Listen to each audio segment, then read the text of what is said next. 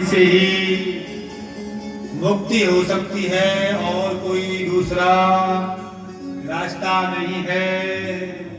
आप जाकर श्रीमद् भागवत जी का सप्ताह पारायण करो, वही एक मुक्ति का रास्ता है। ऐसा सुनकर गोकर्ण जी ने जाकर एक दिव्य भागवत कथा सप्ताह का आयोजन किया।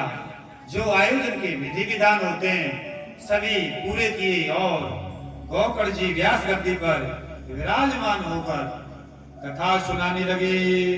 कथा सुनाते सुनाते जैसे 7 गांठ का ये बंबू लगाया ना बांस, ऐसे ही कथा में सुनने के लिए धुंधुका जी को कोई जगह नहीं मिली, तो वहां एक बांस था।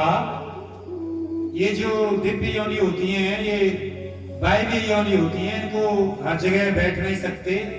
एक बांस था, उसकी खुला हुआ आगे के मुंह से उसमें जाकर बैठ गए और बैठकर 7वां दिन कथा सुनी। पहले दिन कथा सुनने से पहली गांठ फट गई, दूसरे दिन दूसरी, इसी प्रकार 7वां दिन सुनने से 7 गांठ छोड़कर वह कथा सुनकर प्रेत दिव्य योनि को प्राप्त हो गया, प्रेत योनि से मुक्त हो गया, दिव्य रूप में आ गया।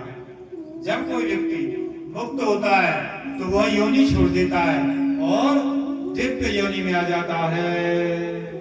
सबके सामने वही श्याम सने पीतांबर धारी, तुलसी माला पहने हुए, वैष्णव वेश धारण किए हुए वह धुंधुकारी प्रकट हुआ।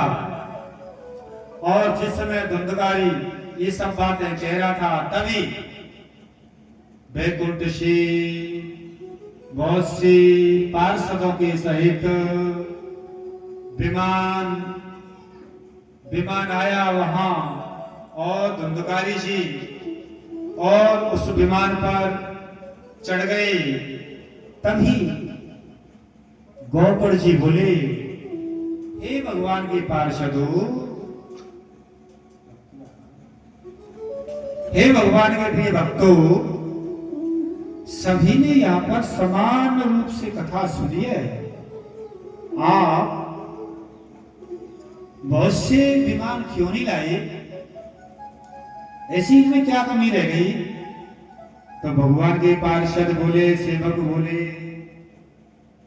गोकर्ण जी इसके जैसा, कहते ना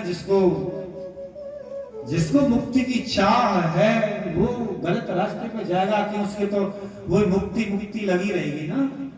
अभी माता जी हैं, अभी को चाह है, घर को काम याद आ रहा हो, कभी कोई काम याद आ रहा हो, है ना, अरे मेरा लल्लू, मेरा काम, कोई भैंस, ये तो मैंने करती, हमें याद नहीं आते। हम बल्कि दिव्य गोपियां हैं, हमने भगवान के लिए सारी चीज छोड़ दी है। भगवान वास्तव में आज पता चला है, मने कर रही है, नहीं भगवान संत जी कुछ याद नहीं आ रहा है, इशारा कर रही थी माता जी।